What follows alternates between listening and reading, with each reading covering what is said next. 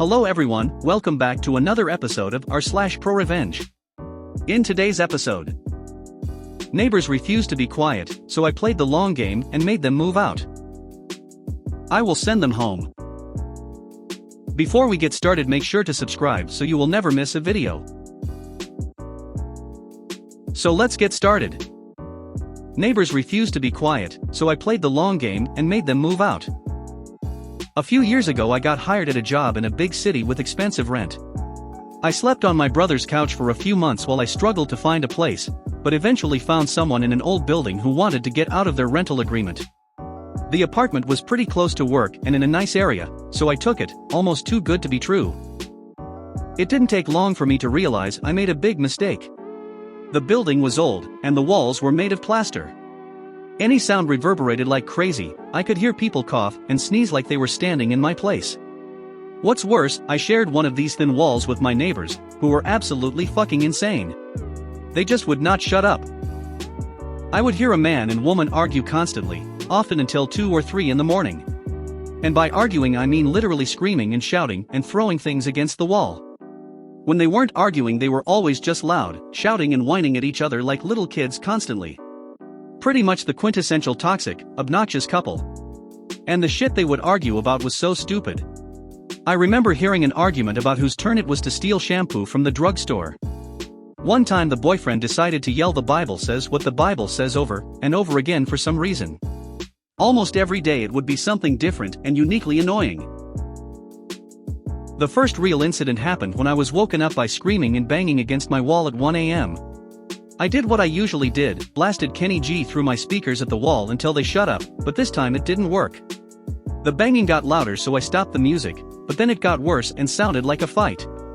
It was hard to describe, but it sounded like the woman was getting beaten up. At this point I was more concerned than mad, so I called my superintendent, who told me to call the police, not the US. The police came, the neighbors told them everything was fine, the police left, it was quiet, I went back to bed. Literally the next night I am woken up again at 1 a.m. by my neighbors having another argument. This time I heard a boom, then the woman say "oh my god" in a weird voice, and then banging and what sounds like someone being strangled. The noises were freaky and way more concerning than even last time, so I called the police again. The police came, the neighbors told them everything was fine again, the police left again, and it was quiet again. But this time the police called me back and basically told me I was an idiot for wasting their time. They said there was no evidence of any fight and both neighbors denied anything even happened. Even the superintendent said that no one else on the floor complained and intimated that I was starting to become a nuisance. I decided from this point forward I was going to go full Spielberg with video evidence. The noise was bad for the next 6 months, and I would get woken up at least once a week after midnight by yelling and screaming. I made a few written complaints, a few videos as evidence, and sent them to the property manager. There was enough to serve them an eviction notice and go to the landlord/tenant board, but somehow the property manager fucked up the date for the hearing and it never actually took place.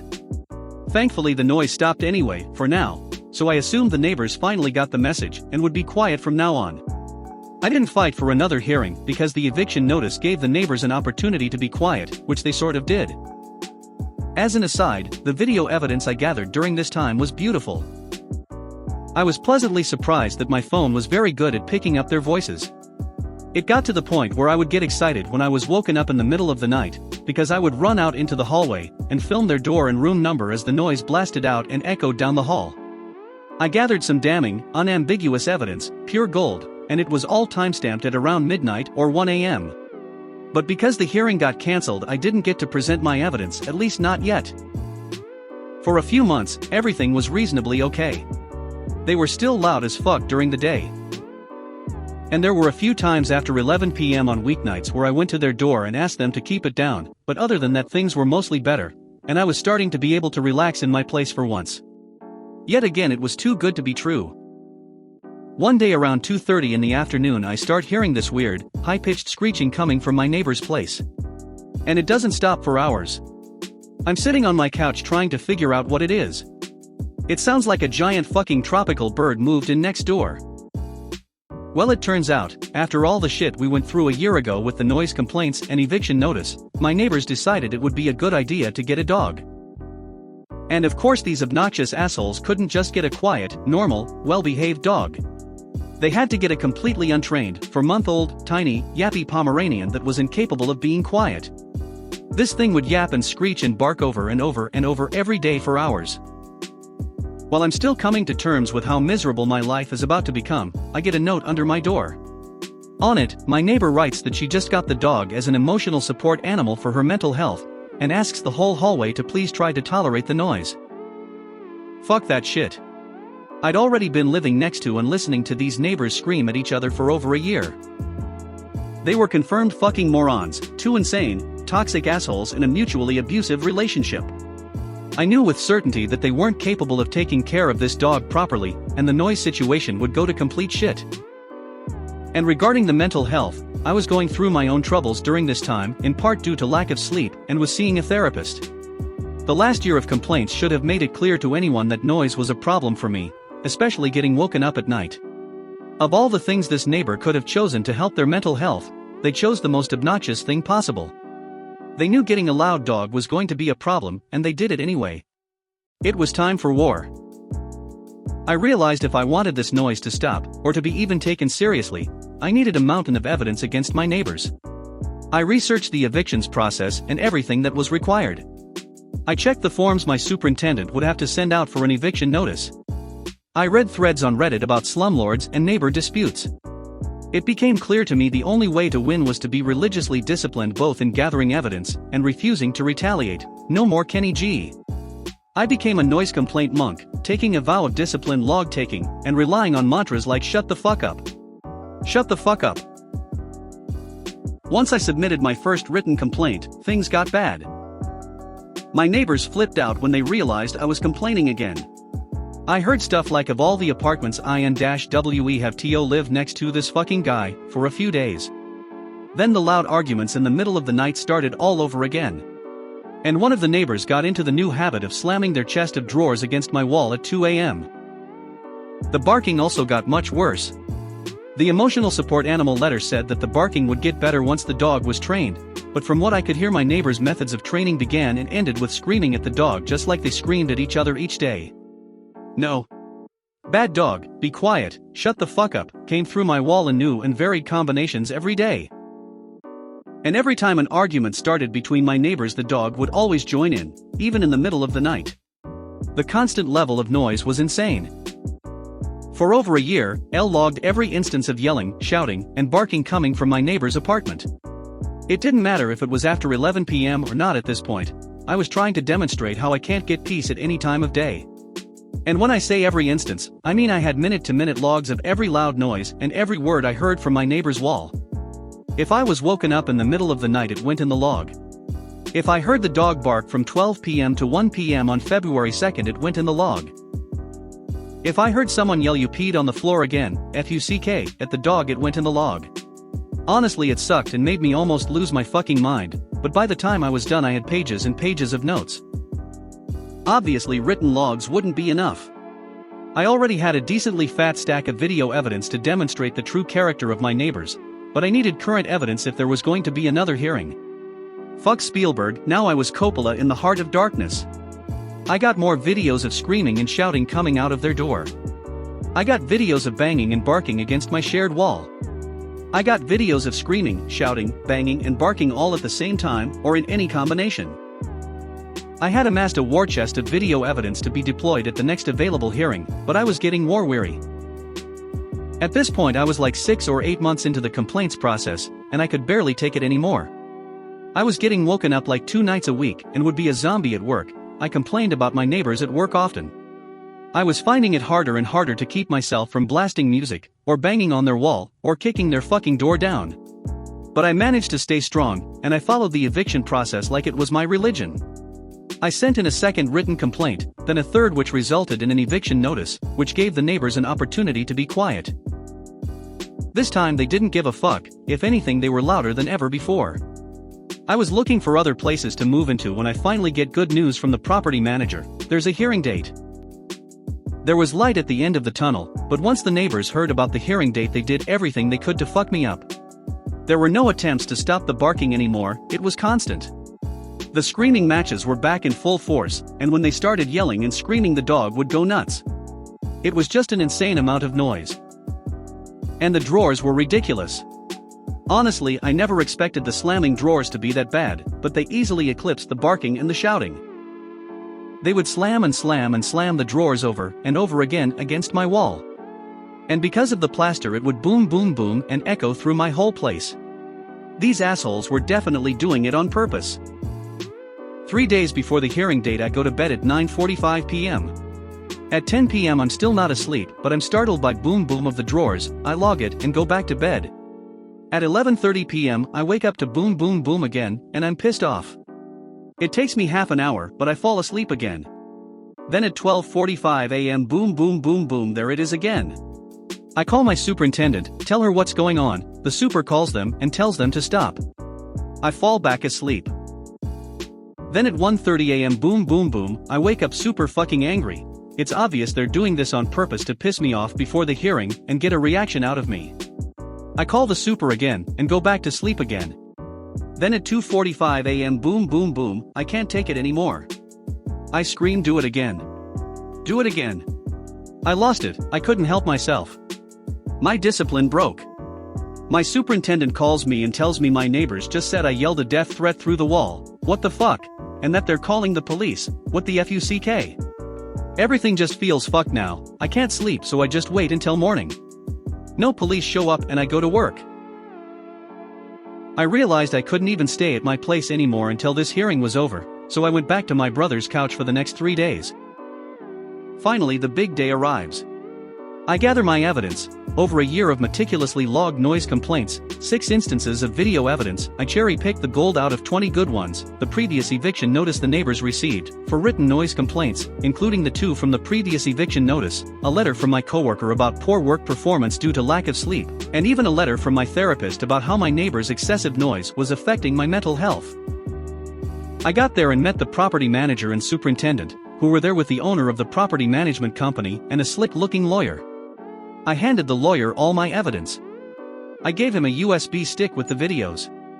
I even handed over my big Bluetooth speaker to make sure the videos were loud enough to hear. Laptop speakers suck. I look over to my neighbors and they are wide-eyed. They look scared. Finally, we all go into the landlord/tenant board room with everybody. The adjudicator first asks if anyone wants to mediate instead of going through with the hearing.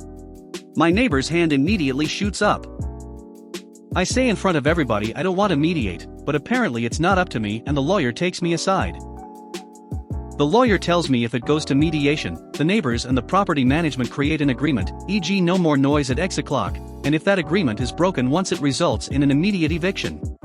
He explains if we go in front of the board instead, it's a 50-50th chance they either get evicted or get off completely. Obviously mediation is the better way to go. I know these idiots are already incapable of keeping quiet, so I agree with the lawyer. We go out to find the neighbors and they're nowhere to be found. Turns out they opted for the free legal counsel. I wonder why, and won't be available until the afternoon. While waiting, I explained to the property manager, owner, and lawyer what happened a few days ago with the slamming drawers all night long. When I made my complaints before, no one really took them seriously, but today everyone is very interested in everything I have to say.